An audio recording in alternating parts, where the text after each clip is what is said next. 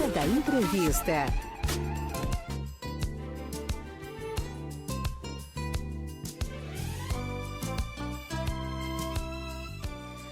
As redes sociais têm uma nova polêmica, né? Os bebês reborn, né? Bonecas hiperrealistas que imitam recém-nascidos.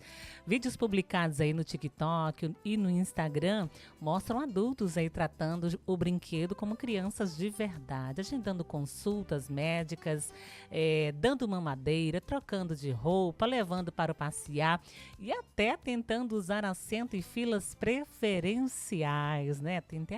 Tem até encontros de mães, né? Tem maternidade e muitas outras coisas, né? O comportamento tem gerado críticas e levantado dúvidas sobre a saúde mental de quem vive essa experiência. Para entender melhor se essa preocupação é válida ou exagerada, vamos conversar agora com o professor e doutor em psicologia, doutor João Paulo Roberti Júnior. Bom dia, é um prazer tê-lo de volta aqui no nosso Manhã Viva.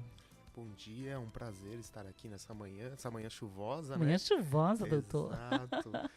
Para conversar sobre um tema, né?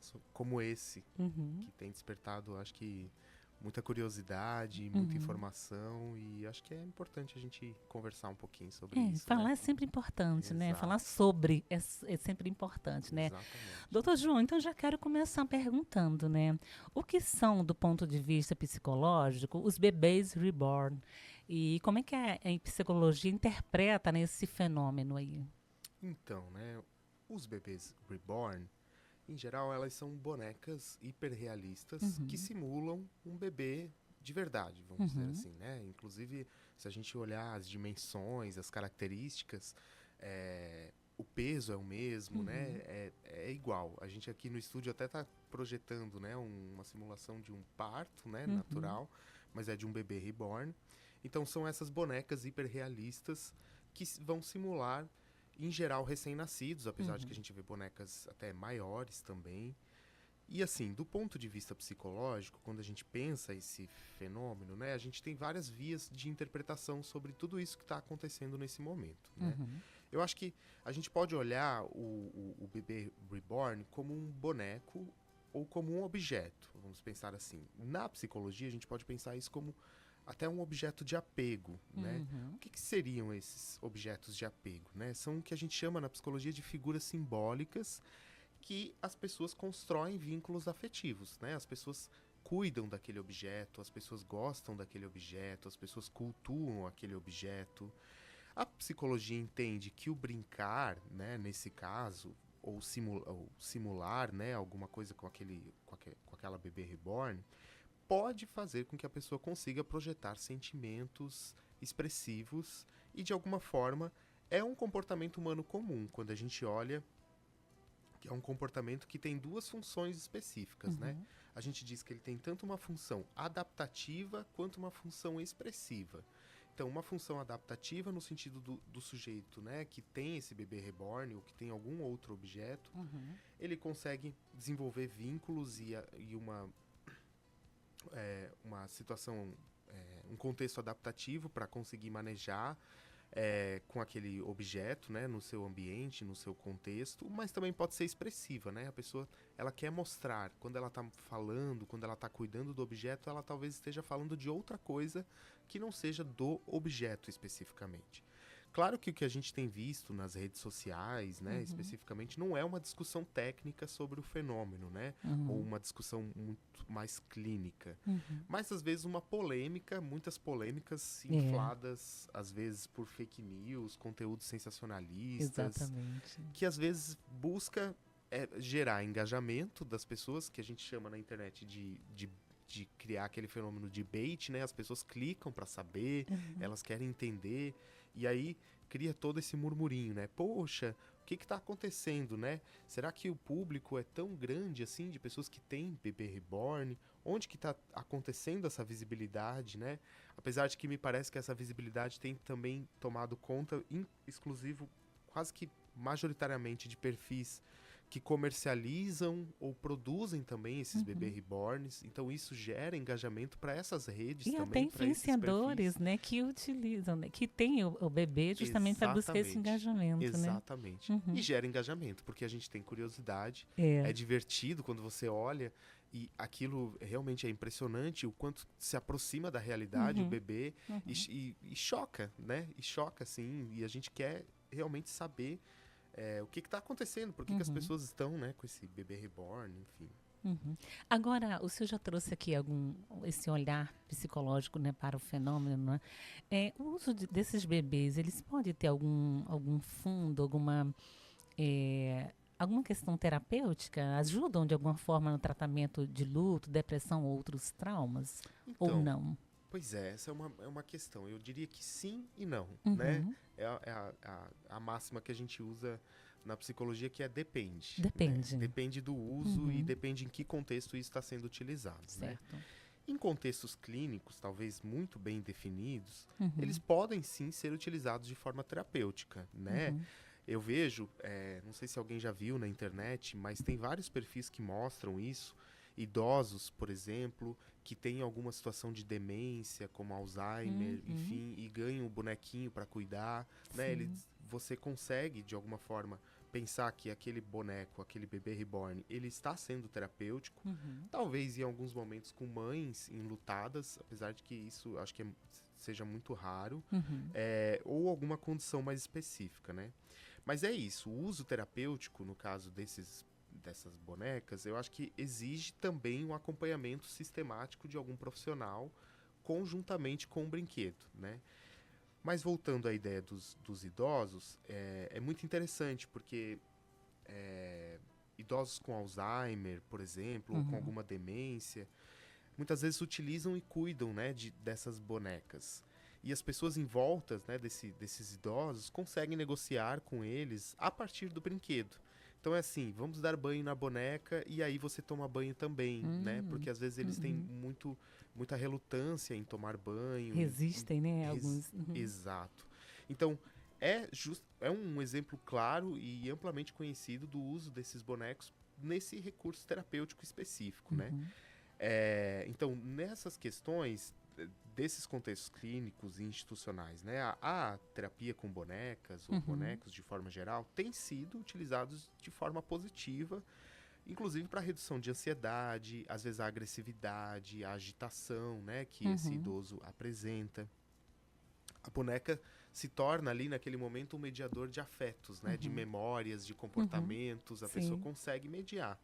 São cuidados que muitas vezes, nesse caso, os idosos recusam para si mesmos, mas eles fazem com a boneca. Então né? seria um meio ali, né? Isso, você consegue mediar, tomar banho, comer, se trocar, o autocuidado, né? Então, esse autocuidado consegue ser feito quando passam a ser aceitos, né, por esses idosos com alguma demência, simbolicamente a boneca também, que ali está mediando a relação. Então, nesse processo, cuidadores, profissionais, eles conseguem negociar, vamos dizer assim, esse cuidado com os idosos, dizendo assim, vamos dar banho nessa boneca e depois você toma banho também, né? Verdade. Tem essa prática, né? Agora, doutor João Paulo, considerando, né, que algumas pessoas atribuem nomes, documentos a esses bebês reborn, né? Existe algum risco psicológico nesse tipo de vínculo? Quando que esse uso pode se tornar patológico? Ou se pode se tornar patológico, né? Eu acho que assim, o risco, ele existe para tudo, né?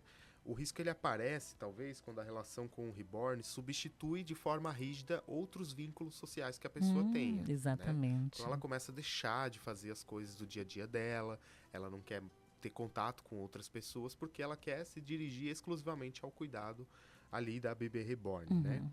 Mas talvez o contrário também. Muitas pessoas que possuem o reborn se reúnem justamente para socializar, para mostrar o bebê.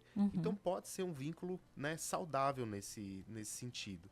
É como uma entrevista com uma colecionadora que eu vi, acho que foi na semana passada, e ela diz assim, eu gosto de mostrar o meu bebê reborn para as pessoas porque isso choca, né? E as pessoas acham que é verdade, e ali ela conversa com as pessoas, mostra. Então é um vínculo saudável que ela consegue, de alguma forma, demonstrar com o uso do bebê reborn, né? Mas sim, quando há isolamento, sofrimento significativo associado, ou quando a pessoa deixa de funcionar, né, socialmente, a gente pode sim considerar um possível quadro clínico, né? Mas, novamente, é importante a gente ter cuidado, né? Atribuir nome ou roupas, né, simplesmente a uma boneca não é por si só um sinal de patologia, né? Exatamente. A gente já fazia isso na infância, né, gente? Exatamente, exatamente. Na infância isso é muito comum, né? Então a gente está, o que a gente chama dentro de um espectro, né, onde existem várias experiências subjetivas dentro do uso da bebê reborn, e não um diagnóstico necessariamente sobre quem tem e sobre quem não tem a bebê reborn, quem cuida. Olha, ou quem não cuida. nas redes sociais a gente já vê todos esses diagnósticos, né? Já são feitos, né? Tudo. Exato. Esse é um cuidado que a gente precisa ter. Agora, eu verifiquei também algumas reportagens e eu vi um caso que me chamou a atenção, né?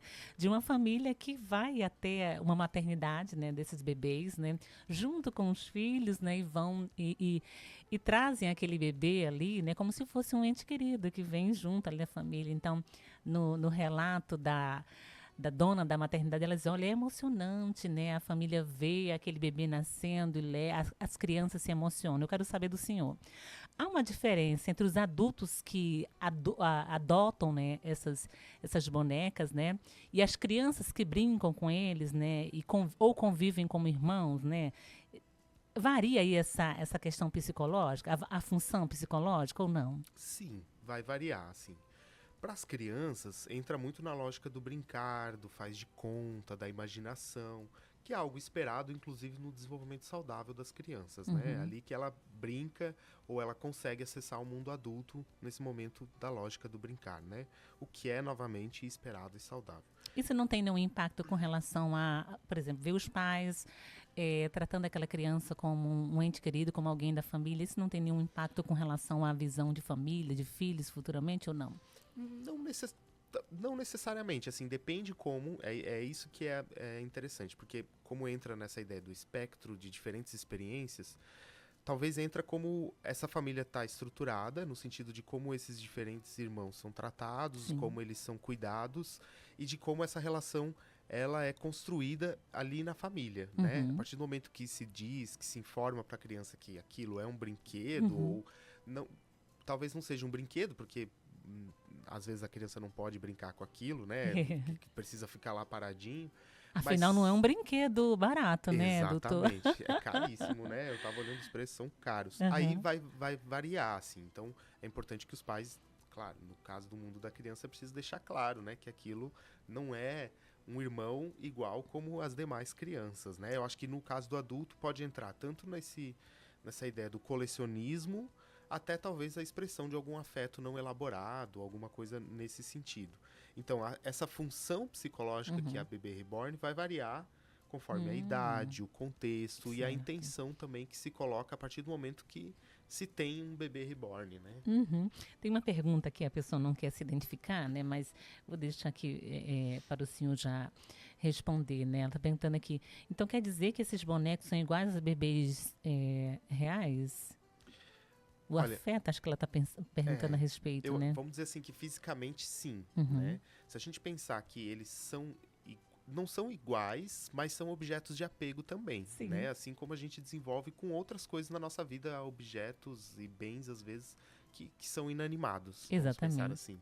Mas, obviamente, não tem a mesma relação, né, que teria de um outro ente familiar, enfim, é diferente nesse caso. Mas pode ser, novamente, assim, né? Eu acho que pode ser, de alguma forma, pode ter uma função adaptativa e expressiva para aquele sujeito, né? Onde ele consegue mostrar o que ele está sentindo e demonstrar, né? Nesse caso, com o uso do brinquedo, aquilo que ele está sentindo, né? Objetos de apego fazem parte da nossa vida, assim, o tempo todo. Só que, claro... Todos nós temos, né, todos doutor? nós temos. Vale ressaltar isso, né? Exatamente. Às vezes a gente se apega até uma caneta, doutor. Exato. Uma garrafa, algo assim, né? Imagine um serzinho desse que parece mesmo um ser humano. Parece um ser humano. E daí tem todo o cuidado, né? Porque precisa de uma manutenção, então, né? Então, tem essa característica, assim, que atravessa, eu acho que esse fenômeno dos bebê reborn, né? Que acaba chamando mais ainda atenção, né? Com certeza. E para finalizar esse momento aqui, né, reflexivo, né, esse fenômeno dos bebês aí tem gerado debates públicos e até discussões, né, sobre propostas legislativas. Eu tenho certeza que o senhor tem acompanhado, né? O senhor acredita que essa atenção é proporcional à gravidade do assunto? Reflete uma reação exagerada da sociedade? O que nós podemos aprender com tudo isso e sobre os vínculos? Pois é, eu diria talvez que a atenção é um pouco desproporcional, porque quando a gente olha o mercado dos bebê reborns, e eu estava comparando, né, com outros mercados, e aí alguém me disse assim, não, porque... E realmente, o mercado dos bebê reborn se aproxima com o mercado das pessoas veganas. É um Certo. nicho muito específico, né? Então, talvez essa atenção seja um pouco desproporcional em relação a esse fenômeno, né? Muitos dos vídeos viralizados, né? Até são um pouco exagerados para gerar aquilo, né? Que as pessoas cliquem e se engajem, às vezes, naquela montagem. Alguém está ganhando com isso, doutor. Exatamente. Então, às vezes é isso, assim, em vez de um debate sério, a gente tem quase que uma caça e um julgamento moral, assim, né? Sobre quem tem bebê reborn, sobre quem não tem. Então, fica muitas vezes até um foco em ridicularizar quem possui o bebê reborn, né? Então, isso revela talvez como a nossa sociedade é rápida em julgar o cuidado, muitas vezes, a afetividade, o brincar, quando estão ligados, né? Claro, a grande maioria das vezes são as mulheres, né, que têm os seus bebês reborns, mas celebra, por exemplo, quando a gente ou naturaliza outros fenômenos presentes na nossa sociedade. E aí eu estava lembrando, né? Os homens, às vezes, colecionam aqueles action figures, que a gente chama, que são bonecos hiperrealistas, igual o que tem nos animes, nos filmes. Mas não tem nenhum debate sobre isso, Exatamente. né? E ele tem um cuidado, não pode nem tocar, aquilo fica lá intacto, né? Então, às vezes montam pilhas de carrinhos, até na idade adulta, né? Certo. Eu acho que o que a gente consegue aprender com isso é sempre, assim, uma necessidade, eu diria, de um olhar mais empático, menos moralista, de julgar, assim, essa prática, e mais informado, né? Tanto na psicologia quanto no debate público. É comum, assim, que nos debates em torno dos bebês reborns, eu tenho visto muito isso, tem umas críticas até em tom moralizantes, né? Então, enquanto tem criança passando fome, tem gente gastando dinheiro com boneca, né? É um argumento que, apesar de aparentemente ético, vamos pensar assim, escorrega às vezes por um moralismo seletivo, né? Porque muitas vezes não se aplica a esse mesmo julgamento ou a essa mesma força a outros consumos do nosso dia a dia. Que também a gente poderia fazer essas mesmas avaliações. Exatamente. E aí vem esse debate moralizante, né, que nos atravessa.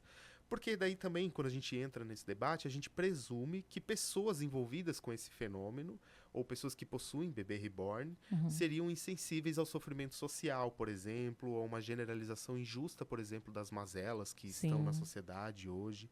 Porque ignora, por exemplo, sei lá, vou dar esse exemplo da fome, né? Quanto tem criança passando fome. Ignora que, sei lá, o enfrentamento da fome é uma questão muito mais estrutural, que depende de políticas públicas e não de uma escolha individual, de um consumo simbólico que a pessoa faz ali naquele momento, né? Assim como a gente faz no nosso dia a dia várias escolhas, várias compras e que não estão no nosso horizonte a questão da fome, no momento que a gente quer fazer uma compra ali de um bem que a gente realmente, olha, eu acho que eu queria experimentar. É mais fácil julgar, doutor. Exato, exatamente. É tão bem mais fácil. E ainda tem a questão, né? Vi também uma reflexão da Ana Paula Padrão, né, jornalista, né, não sei se o senhor acompanhou o áudio dela também, que trouxe a questão também sobre esse discurso que pode até cair também, segunda fala dela, né, questão do machismo, né, de colocar ali aquelas mamães de bebês reborn como aquelas que não querem mais, né, ter o filho, né, natural, mas querem, né, um objeto ali, né, de afeto, né, e vem toda uma discussão em torno disso, né.